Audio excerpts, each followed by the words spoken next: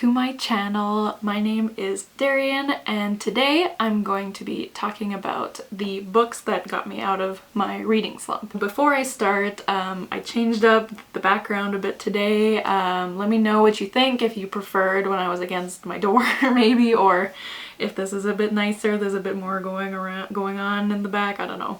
So let me know what you think about this. So today I'm going to be talking about the books that got me out of my reading slump. So if you watched my first video, I mentioned that from around ages 17 to like 21 basically, since last year, or until last year, I was in this pretty big reading slump. I barely read anything during that time and I kind of lost my passion for reading a bit. And today I'm going to be talking about the books that I read when I got back into reading that helped me fall in love with reading again. So I'm going to be talking about 4 books, and all of these books I gave 5 stars. There were more books I read when I got back into reading, but I figured I would talk about the best of the best, and maybe if you're in a reading slump you can use these books to help you get out of it also. Most of these books are old-ish, not like super old or anything, but obviously they're all at least a year old because I read them last year. But some of these I don't hear on BookTube that much because they're not very recent. One of them is definitely very popular, but the others I don't hear about as much, so maybe you can find some new to you books that you haven't read yet, that you've maybe heard of but haven't really heard that much about. So yeah, so let's get started. So the first book I have is Everything Everything by Nicola Yoon. This book follows this girl named Maddie. Yes, Maddie. And she suffers from this really rare disease. I can't remember exactly what it's called, but basically she's essentially allergic to pretty much everything. So she has to live her whole life in her house. And the only people she sees are her mom and her nurse. Her dad and her brother died in, I think, a car crash when she was very young, so her mom is her only family, and she is pretty lonely because I think she's 16 and she just really wants to be a part of the outside world. And then one day this family moves in next door and they have a very cute son that's around her age, and they start communicating. Obviously I really love this book. I think I mentioned I gave all of these books 5 stars. Sorry, I had to stop filming for a second, so if the angle's a bit off, that's why. But yeah, this was definitely a 5-star read, and it was the perfect first book for me to read after not reading much for a few years, because this book was super quick to get through. First of all, it's really tiny. It has, let me see, okay, it has, yeah, just over 300 pages, so you can get through this really quickly. And also it has like illustrations throughout. Here you can see. So like some pages you kind of like read it in a second, and the chapters are also really short, so like you could honestly easily read this in a day. It's really quick to get through, and I thought the story was just really engaging. I really cared about Maddie and what she was going through, and I thought the characters were really complex, especially her mom. There's kind of some stuff you find out about her mom throughout the book, and I really wasn't expecting that, and I really liked it. And I haven't heard too many people talk about this book. I hear more about Nicola Yoon's other book, which is The Sun Is Also a Star, I think it's called, and I really want to read that one. I've heard that one is even better than this one, so I'm really excited to read that one. I also have her husband David Yoon's book Frankly in Love, so I really want to get to that one too. So yeah, I really love this book, and it's the perfect book to get you out of a reading slump. So the next book I'm going to talk about, I don't think I've ever heard talked about on BookTube. I'm sure some people have talked about it at some point, but that book is Room by Emma Donoghue. This, I have the mass market paperback edition, but I'm sure most of you have at least heard of the movie or seen the movie. This book follows this woman who was kidnapped, and she's being held in this guy's shed basically, and she's been there for like 7 years, and at one point she gets pregnant and has a son. So the book takes place, or it starts when her son, his name is Jack, and he's 5 years old, and the book is actually from his perspective, which I thought was really interesting. I don't think I've ever read a book from a child's perspective that wasn't like a middle grade. This is definitely adult. So since the book is from a 5-year-old's perspective, it took me a little, well, not too long, but it took me a bit to get used to the writing style, because since he's 5, he narrates like a 5-year-old would talk, so his sentences don't always make sense. Obviously the grammar doesn't make sense. Sometimes he says something and it takes you a second to realize what he's really talking about. So it takes a little getting used to, and I was worried when I started this book that I wouldn't like it at all, because I was like, whoa, like sounds like a 5-year-old. But then I just fell in love with the story. I did see the movie before reading the book, but I actually found that the book is a lot different than the movie. So if you've seen the movie and feel like you've seen it, you don't need to read the book, I would highly suggest reading the book, because I mean the basic story is the same, but there are a lot of things that are in the book that weren't in the movie, which I mean that's what tends to happen. But I really love this. I read this really quickly. This one's also not too long. It's about 400, so I guess that's kind of long. You just get so involved with the story, and oh my god, when I saw the movie for the first time I cried so much, and I think if I had read the book first I would have cried too. Like, it's so emotional, and you just feel so much for this kid because he doesn't understand what's going on. His whole life he's just been stuck in this room, so that's his whole world to him. You just feel so much for him and his mom, and he doesn't understand, so he gets frustrated with his mom a lot. And you just feel so bad for her because like she can't properly explain to him what's going on. And yeah, you learn to love these two characters so much, and their bond is amazing. And yeah, I really love this book. I would highly recommend. I'd like to see it talked more on BookTube. So yeah, when was this book written? Let's see. 2010. So it's not crazy old or anything, but you know, it's 10 years old. I highly recommend. 5 stars, obviously. Yeah. So the next book I'm going to talk about, I actually don't have a copy of it, so I'm gonna try to put a picture of it on the screen, but I'm sure you've heard of this one. It's Becoming by Michelle Obama. This book is so amazing. It's definitely the best nonfiction I've ever read, I think. Like, I don't know what I could have read that could top this book. It is so amazing. If you think you don't like memoirs, then you haven't read this book, because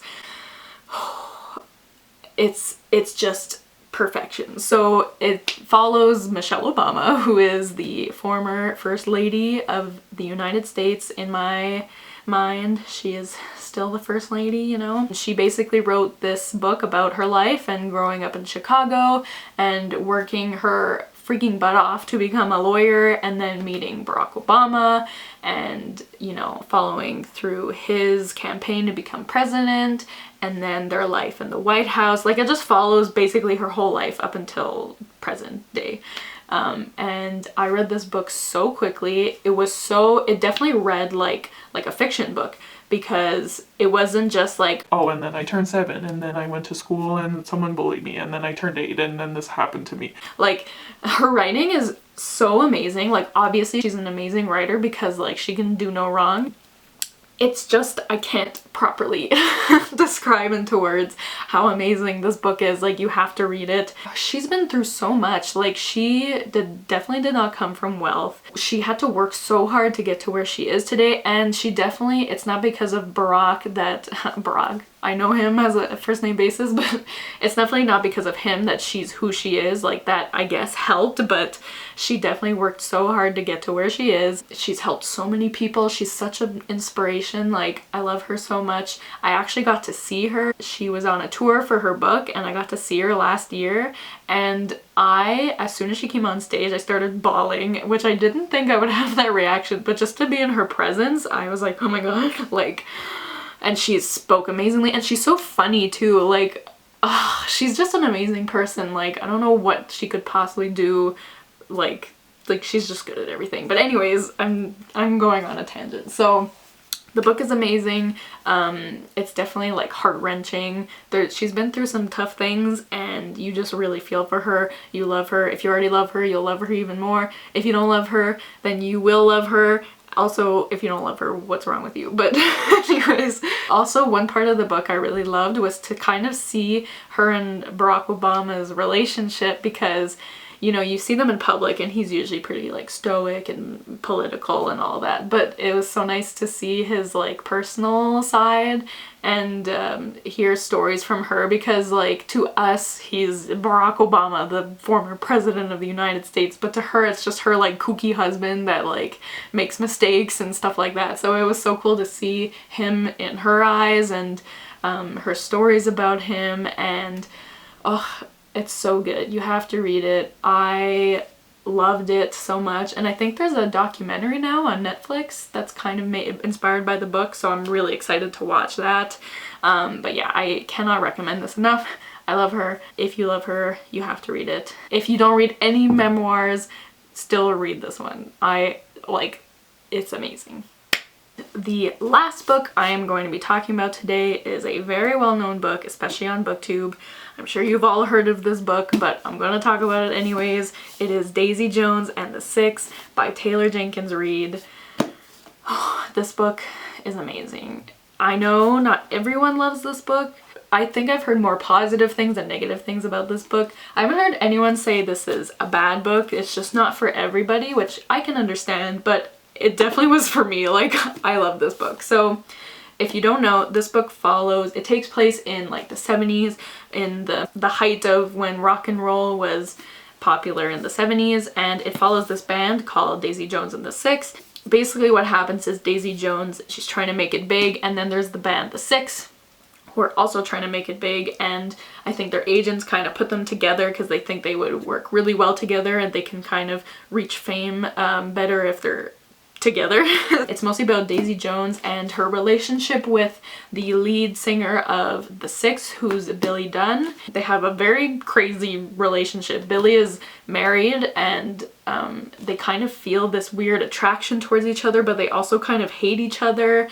And this book is told in interview format, so it's not like, you know, dialogue and stuff. It's like each character talking to an interviewer and telling the story of the band. So the characters are talking in present day about their experience in the band from the 70s. You get to hear the whole story of when they got together to their eventual breakup, which is not a spoiler. It's like they announce it at the very beginning of the book.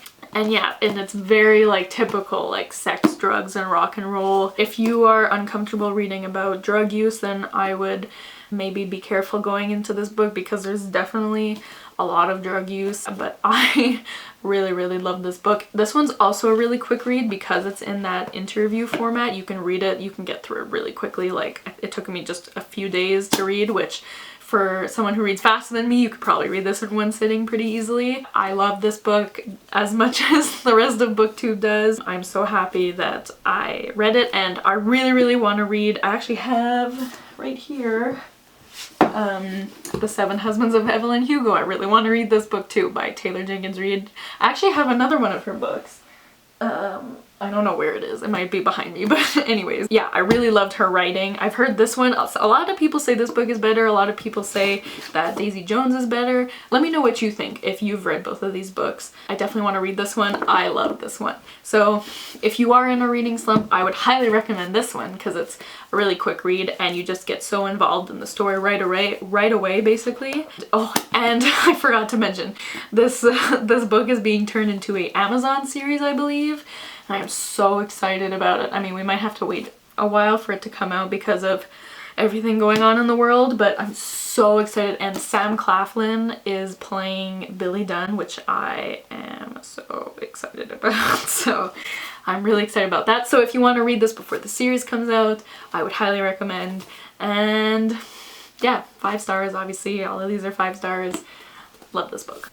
So yeah, those are the books that got me out of my reading slump last year. I hope you maybe found something to help you get out of your reading slump if you're in one or something like that. Yeah, let me know if you guys like this setup here, if I should go back to sitting in front of my door. I don't know, at least this way like the sun isn't being reflected in my glasses. I don't know. Let me know if you guys like the intro. I kind of tried to do something, so I don't know how well that turned out, but let me know what you guys think. Just If you have any comments to help me with my videos, please, please, please let me know. I would love to hear some feedback because I'm really trying to see what works for me. If you guys if you think I should film somewhere else, if you have any ideas for videos I can make, I would really appreciate that because I'm running out of ideas right now. So I hope you guys liked this video. Please give it a like and comment down below. I really love answering the comments people leave me. It makes me so happy that people actually are watching my videos. So if you want to leave a comment, please, and I will reply to it. And subscribe. I'm already at like 30 subscribers, which is really exciting. So if you want to subscribe, please do so down below. I will link my Twitter and my Goodreads and my Instagram down below if you want to check those out. But yeah, thank you guys so much for watching, and I will see you soon with another video soon. Bye!